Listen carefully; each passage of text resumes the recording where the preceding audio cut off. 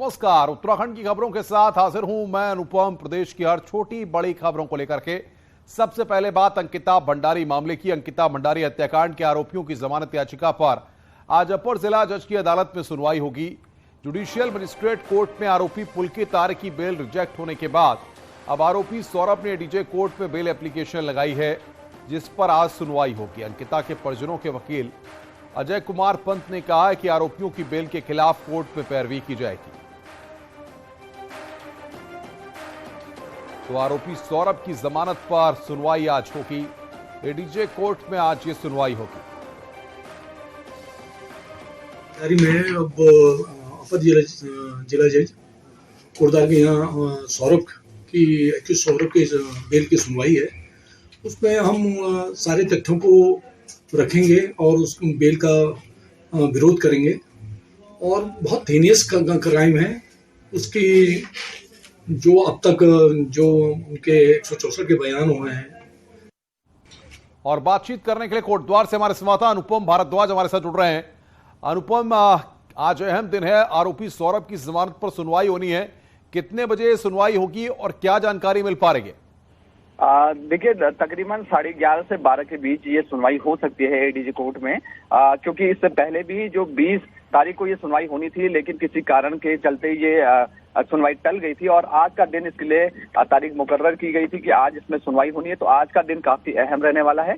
आपको ये भी बता दें कि जुडिशियल मजिस्ट्रेट की अदालत में जो पुलकित आर्य है उसकी सुनवाई, जो बेल की सुनवाई थी, वो रिजेक्ट कर दी गई थी और उसके बाद अब एडीजे कोर्ट में सौरभ ने अपनी बेल एप्लीकेशन लगाई है, जिस पर आज सुनवाई होगी। और जो दोनों ही पक्षों के जो वकील हैं कुछ ही समय में कोर्ट में पहुंच जाएंगे और हर किसी का अपना तर्क रहने वाले हैं, क्योंकि जिस तरीके से जो अंकिता के परिजनों के जो वकील हैं अजय कुमार पंत, उनका साफ तौर पे कहना है कि इनको बेल किसी भी हालत में नहीं मिलनी चाहिए, क्योंकि ये आने वाले समय में जांच को इफेक्ट कर सकते हैं। तो आज का दिन काफी अहम इस पूरे मामले में रहने वाला है। जिस तरीके से अंकिता के वकील के द्वारा तमाम बातों को रखा जाएगा कोर्ट में, क्या जानकारी उन्होंने दी है कि किस तरीके से वो अगर ये बेल मिलती है तो उसका विरोध करेंगे?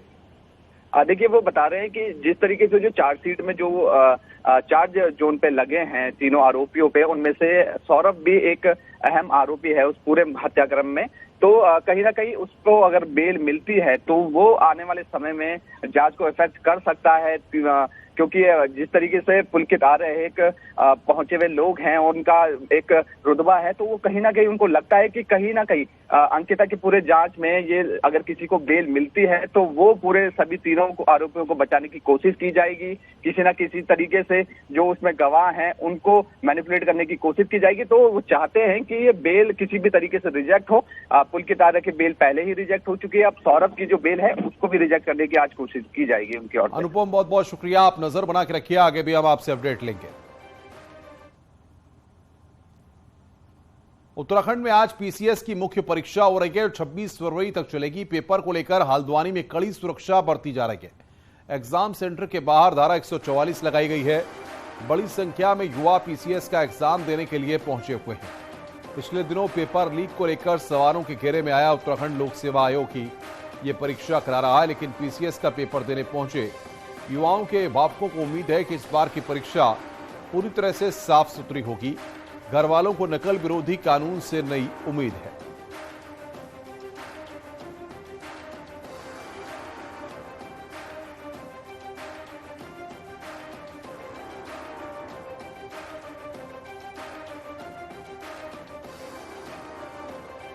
तो प्रदेश में 5,636 कैंडिडेट एग्जाम देंगे। पीसीएस मेन की यह परीक्षा है।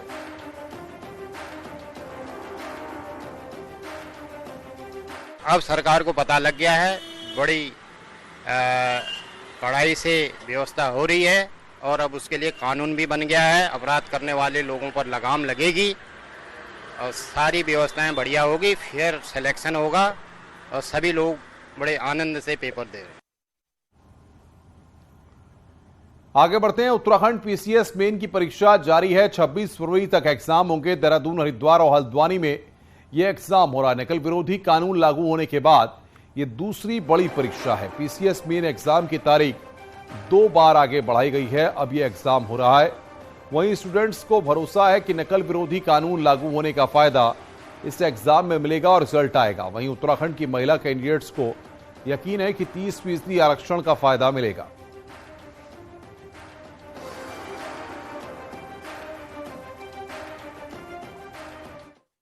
मुख्यमंत्री जी ने जैसा विश्वास जताया और उन्होंने नया कानून भी लाया है, तो हम लोग पूरी उम्मीद है कि अब नकल विरोधी कानून के बाद नकल विहीन परीक्षा होगी और हम लोग इससे आसान्वित हैं कि परीक्षा साफ सुथरी होगी और सभी सही कैंडिडेट को ही क्वालिफाई का मौका मिलेगा। कि अभी हाईकोर्ट की ये बहुत ही जुडिशरी में फंसेगा ये मामला, तो इसमें भी बस एक्सपेक्टेशंस ही है बस। अभी तो फाइनल रिजल्ट तो बाद ही में बता लगेगा। पीसीएस मेन एग्जाम उत्तराखंड में 3 सेंटर्स पर हल्द्वानी, हरिद्वार और देहरादून। पहली बार है कि हरिद्वार से बाहर देहरादून और हल्द्वानी में भी सेंटर बनाए गए हैं। मुख्यमंत्री पुष्कर सिंह धामी ने जहां शुभकामनाएं दी हैं स्टूडेंट्स को, वहीं यह भरोसा भी दिया है कि नकल विहीन यह परीक्षा होगी, यानी इसमें नकल नहीं होगी। सरकार ने जो कानून बनाया है उसका असर इस परीक्षा पर साफ तौर पर दिखेगा, इसका रिजल्ट आएगा। दूसरी अहम बात यह है कि जो क्षैतिज आरक्षण 30% सरकार ने जो फैसला लिया था वो भी लोक सेवा आयोग ने लागू किया है। उस फैसले के बाद जो 3200 स्टूडेंट्स जो बाहर की लड़कियां थी वो बाहर हुई हैं, लेकिन उत्तराखंड की जो लड़कियां उसको इसका बेनिफिट मिलेगा, इस बात की भी उम्मीद की जा रही है। लेकिन स्टूडेंट्स के मन में ये भरोसा जगाना एक बहुत जरूरी है कि जो भी एग्जाम अब उत्तराखंड में होंगे, इन तमाम विवादों और स्थितियों के बाद उनका एक फ्री और फेयर रिजल्ट देखने को मिलेगा, सही रिजल्ट समय पर आएगा। और यही भरोसा सरकार देने की कोशिश कर रही है, क्योंकि जिस तरीके के सवाल अधीनस्थ सेवा चयन आयोग के बाद खड़े हुए, लोक सेवा आयोग को लेकर खड़े हुए, उसके बाद स्टूडेंट्स के मन में इस भरोसे को जगाना एक सबसे बड़ी कोशिश उसी बात की होनी चाहिए। और अब इस एग्जाम के बाद देखना होगा कि इसका रिजल्ट किस तरीके का आता है और क्या ये पूरी परीक्षा बिना नकल के हो पाती है। कैंपस से राकेश यादव के साथ दीपांकर भट्ट, न्यूज़ 18, देहरादून। जोशीमठ में 2 होटलों को तोड़ने का काम आखिरी चरण में है। अगले 2 दिन में इन होटलों को तोड़ने का काम पूरा हो जाएगा। इसके साथ ही बद्रीनाथ राष्ट्रीय राजमार्ग को भी ठीक करने का काम शुरू कर दिया जाएगा।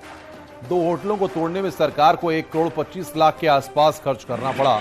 इन होटलों को तोड़ने के बाद कहीं न कहीं प्रशासन ने राहत की सांस जरूर ली है, लेकिन जोशीमठ के अन्य भागों में अभी भी दरार पड़ने का सिलसिला लगातार जारी है।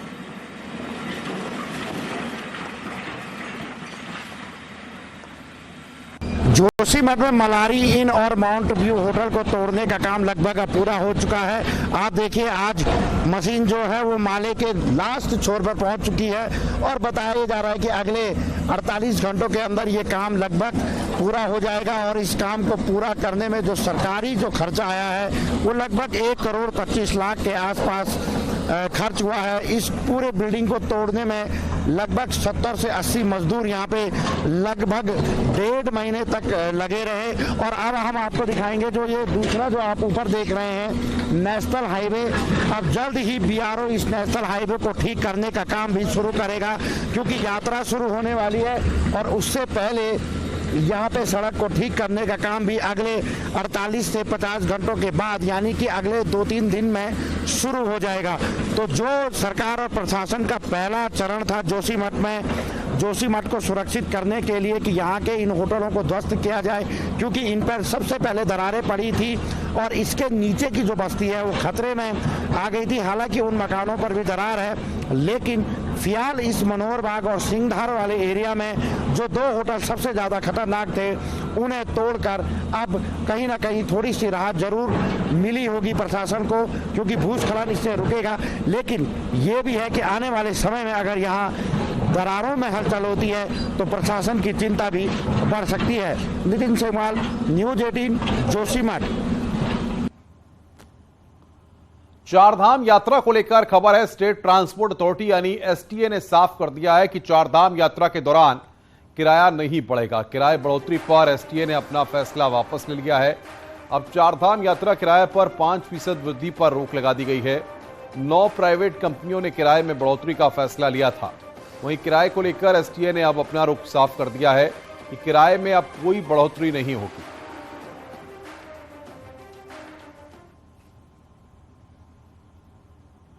चारधाम यात्रा के लिए अभी केवल 2 धाम बद्रीनाथ और केदारनाथ धाम के लिए रजिस्ट्रेशन हो रहे हैं। 2 दिन में अभी तक 62,000 लोग बद्रीनाथ केदारनाथ के लिए रजिस्ट्रेशन कर चुके हैं। वहीं जीएमवीएन के गेस्ट हाउसों को भी 3 करोड़ से ऊपर की बुकिंग मिल चुकी है। इस बीच सीएम धामी ने कहा कि चाक चौबंद व्यवस्थाओं के लिए सभी विभागों को जरूरी दिशा निर्देश जारी कर दिए गए हैं। मुख्यमंत्री ने कहा है कि वे समय समय पर खुद यात्रा व्यवस्थाओं को लेकर समीक्षा मीटिंग लेंगे। यह सुनिश्चित किया जाएगा उत्तराखंड आने वाले देश विदेश के श्रद्धालुओं को चारधाम यात्रा में कोई दिक्कत न हो।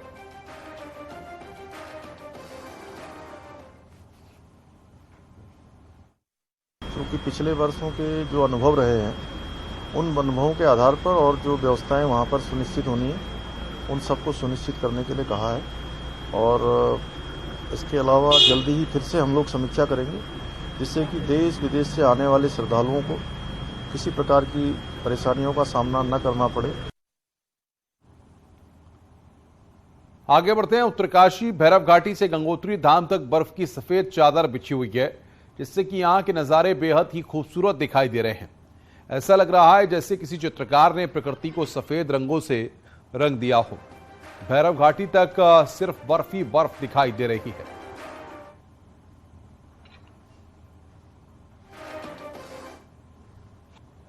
अगर आप उत्तरकाशी के गंगोत्री धाम में हैं तो आपको अद्भुत नजारे गंगोत्री धाम में देखने को मिलेंगे। ये नजारे हैं गंगोत्री धाम के। आप देख सकते हो किस तरह से बर्फ से पूरी घाटी ढकी हुई है। गंगोत्री धाम से लेके जो भैरव घाटी तक है इसी तरह का नजारा है। अनुपम छटा प्रकृति की बिखरी पड़ी है। चारों तरफ सिर्फ बर्फ ही बर्फ, और बर्फ से जो देवदार के जो जंगल है वो ढके हुए हैं। अगर आप इस मौसम में गंगोत्री धाम आने का मन बना रहे तो आपको ये दृश्य मनमोहक कर सकते हैं, क्योंकि चारों तरफ सिर्फ सफेद ही सफेद बर्फ की चादर है। और ये दृश्य पूरी भैरव घाटी से लेकर गंगोत्री तक, और जो गंगोत्री मंदिर है वो भी पूरी तरह से बर्फ से ढका हुआ है। बीती रात बर्फबारी इस क्षेत्र में हुई, जिसके बाद ये हालात बने हैं। और अगर आप गंगोत्री धाम आ रहे हैं तो ये नज़ारे आपको यहाँ दिख सकते हैं। बलबीर परमार, न्यूज 18, गंगोत्री धाम, उत्तरकाशी। इस बार हुई कम बारिश और कम बर्फबारी ने फॉरेस्ट डिपार्टमेंट की चिंता बढ़ा दी है। विभाग को अंदेशा है कि तो है ही, साथ ही आग बुझाने में भी ये तरीका कामयाब नहीं हो रहा है। तो हेलीकॉप्टर के संबंध में योजित करने के संबंध में मैं कहना चाहूँगा कि उसका जो है पिछले साल में जो हम लोगों ने देखा, पहले जब लगाए गए इस प्रकार से, तो बहुत ज़्यादा उसका जो है इफ़ेक्टिवनेस उतनी नहीं रहती है उसकी, जिस हिसाब से उसमें जो है व्यय आता है। इस प्लान को अभी नहीं हम लोग कंसिडर कर रहे, लेकिन वन विभाग इस बार मैन्युअली आग बुझाने पर जोर दे रहा है। केंद्र से एनडीआरएफ की 80 जवानों की एक बटालियन उत्तराखंड को मिल चुकी है। इन जवानों को बकायदा FRI में ट्रेन किया गया है और इसके अलावा ग्रामीणों का समूह बनाकर उनकी मदद भी ली जा रही है। इसके लिए पहली बार ग्रामीणों के इस समूह को विभाग की ओर से 30,000 रुपए की राशि भी दी जाएगी। मिनिस्ट्री ऑफ होम अफेयर्स ने, गृह मंत्रालय द्वारा जो है एनडीआरएफ की एक बटालियन, 15वीं बटालियन जो है योजित की गई है, यहाँ पे डिप्लॉय हुई है देहरादून में। और अभी हम लोगों ने जो है जो राज्य वन सेवा महाविद्यालय है FRI के अंतर्गत, उनके साथ मिलके जो है 2 सप्ताह का उनका एक ओरिएंटेशन कोर्स किया है। वन विभाग का अनुमान है कि कम बारिश और बर्फबारी के कारण इस बार जंगलों की आग फिर से कहर ढा सकती है। विभाग ने चीड़ बहुल 10 जिलों अल्मोड़ा, बागेश्वर, चंपावत, नैनीताल, पिथौरागढ़, पौड़ी, चमोली, उत्तरकाशी, टिहरी, रुद्रप्रयाग को इसके लिए हाई अलर्ट पर रखा है। देहरादून से न्यूज 18 के लिए सुनील नवप्रभात की रिपोर्ट।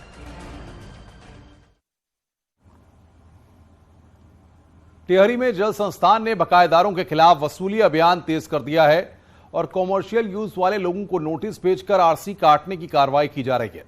वहीं जिन टिहरी विस्थापितों ने अपने प्रमाण पत्र जल संस्थान ऑफिस में जमा करा दिए हैं, उन्हें पानी के बिल नहीं भेजे जा रहे हैं। जल संस्थान के अधिकारियों का कहना है कि करीब 650 टिहरी विस्थापितों ने अपने प्रमाण पत्र जमा करा दिए हैं। उनका सर्वे भी करा लिया गया है और शासन को रिपोर्ट भेज दी गई है। कॉमर्शियल यूज वाले बकायेदारों को लगातार नोटिस भेजे जा रहे हैं और वसूली अभियान चलाया जा रहा है।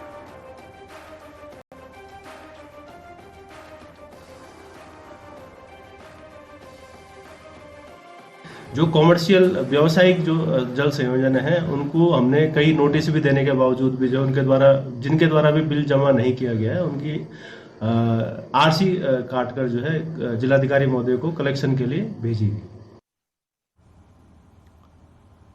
देहरादून में हुए लाठीचार्ज और पथराव की घटना को 2 हफ्ते हो चुके हैं, लेकिन मामले में न पुलिस उपद्रवियों की तलाश कर पाई है और न ही अभी तक मजिस्ट्रेट जांच पूरी हो पाई है। 9 फरवरी को देहरादून में युवाओं और पुलिस के बीच हुई झड़प के बाद लाठीचार्ज और पथराव की घटना सामने आई थी, जिस पर पुलिस ने आंदोलनकारियों के वेश में उपद्रवी को भी चिन्हित कर उनकी फोटो भी चिन्हित कर वायरल की थी, लेकिन पुलिस के हाथ आज तक खाली हैं। पुलिस आज भी उसी पायदान पर है जिस पायदान पर आंदोलन के समय थी।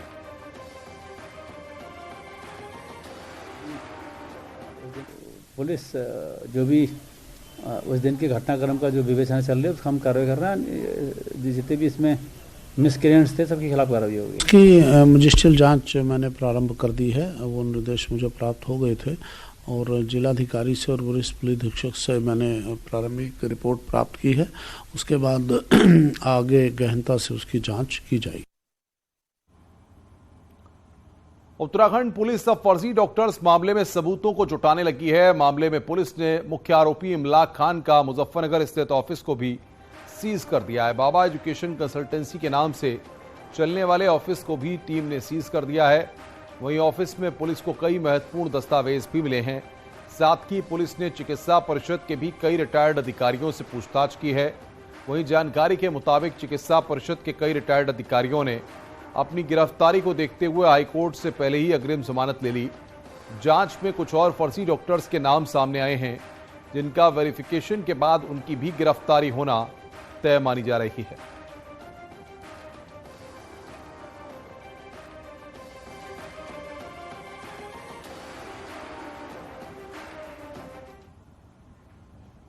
इसमें यह है कि हमें एक सूची मिली है जिसमें 19 और ऐसे डॉक्टर हैं जो हमारी जो है संदेह की लिस्ट में है, तो उसमें हमारी जांच जो है वो प्रचलित है। अगर वो पाए जाते हैं, उनकी डिग्रियां फर्जी पाई जाती है, तो उनके विरुद्ध भी जो है कानूनी कार्रवाई की जाएगी।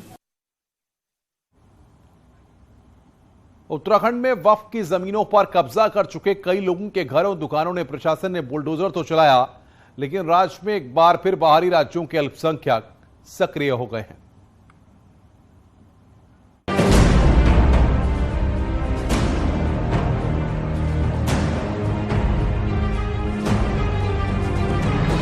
उत्तराखंड के कई इलाकों में वक्फ की जमीनों पर बाहरी राज्यों के मुस्लिम कई साल से कब्जा किए बैठे हैं, जिन पर ना तो वक्फ बोर्ड कार्रवाई कर रहा है और ना ही प्रशासन। हालांकि कुछ दिनों पहले सड़क चौड़ीकरण के चलते वक्फ बोर्ड की जमीनों पर प्रशासन ने बुलडोजर चलाया, लेकिन इन इलाकों में फिर से अवैध निर्माण शुरू हो गया है।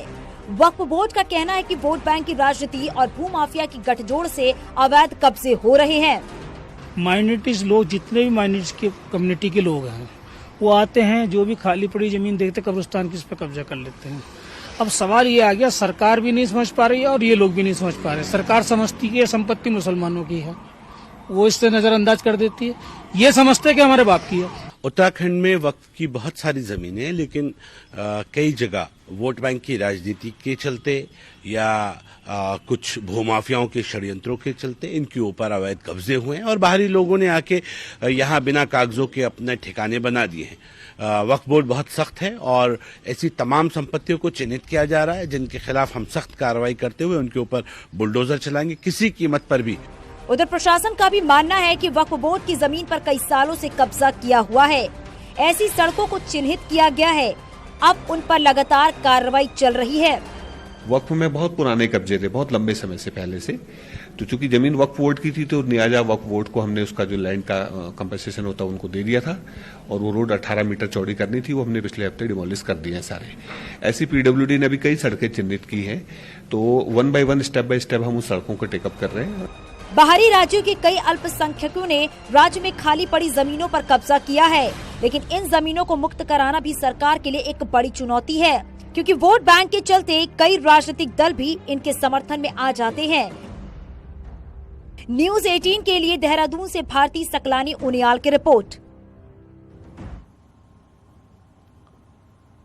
तुर्की के भूकंप ने उत्तराखंड में भी चिंताएं बढ़ा दी हैं, क्योंकि तुर्की की तरह उत्तराखंड भी खतरे के मुहाने पर बैठा हुआ है। यहां कभी भी 8 तीव्रता से अधिक का भूकंप आ सकता है।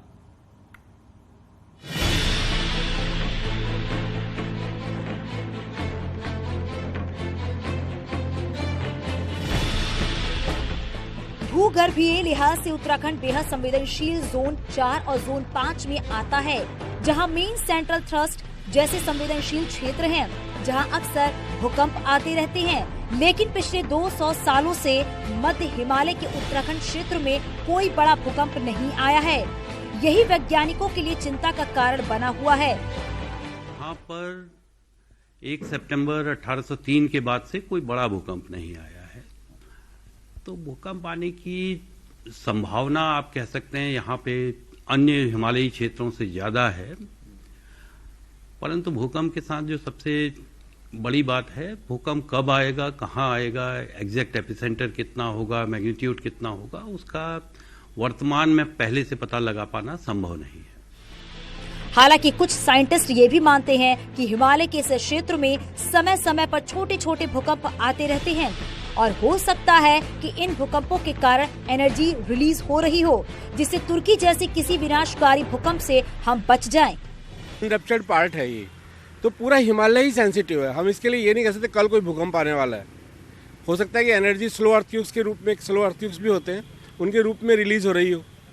तो इससे मैं कहूँगा कि पीसी ने जो बोला है एनजीआरआई से, तो उसमें यह है कि हाँ सेंसिटिव जोन तो है, पर भूकंप की भविष्यवाणी अभी संभव नहीं कहीं। उत्तराखंड के 5 जिले रुद्रप्रयाग, चमोली, उत्तरकाशी, पिथौरागढ़ और बागेश्वर भूगर्भीय दृष्टि से बेहद संवेदनशील जोन 5 में आते हैं। शेष देहरादून समेत अधिकांश जिले जोन 4 में आते हैं। न्यूज़ 18 के लिए देहरादून से सुनील नौप्रभात की रिपोर्ट।